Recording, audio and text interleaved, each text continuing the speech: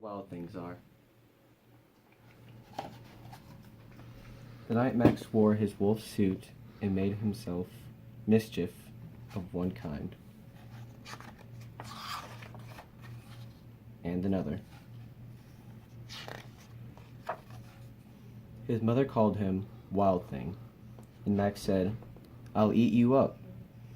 So he was sent to bed without eating anything.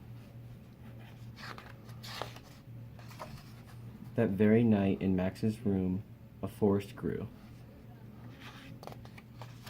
And grew.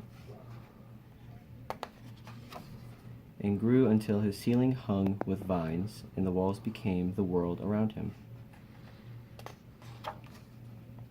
And an ocean tumbled by with a private boat for Max, and he sailed off through night and day. And in and out of the weeks, and almost over a year, to where the wild things are.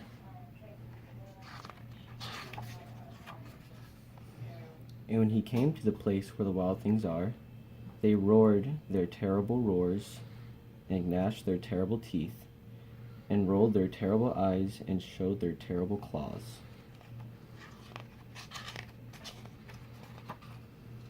Till Max said, "Be still," and tamed them with the magic trick of staring into all of their yellow eyes without blinking once, and they were frightened and called him the most wild thing of all,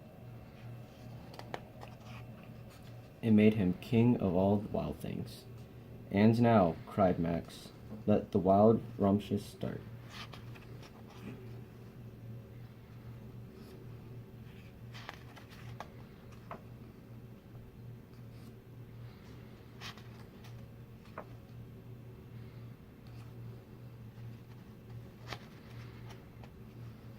"Now stop," Max said, and sent the wild things off to bed without their supper. And Max, the king of all wild things, was lonely, and wanted to be where someone loved him best of all. Then all around, from far away across the world, he smelled good things to eat. So he gave up being king of where the wild things are. But the wild things cried, "Oh, please don't go. We'll eat you up. We'll love you so." And Max said, "No." The wild things roared their terrible roars, and gnashed their terrible teeth, and rolled their terrible eyes, and showed their terrible claws. But Max stepped into his private boat and waved goodbye, and sailed back over a year, and in and out of weeks, and through a day, and into the night of his very own room, where he found his supper waiting for him.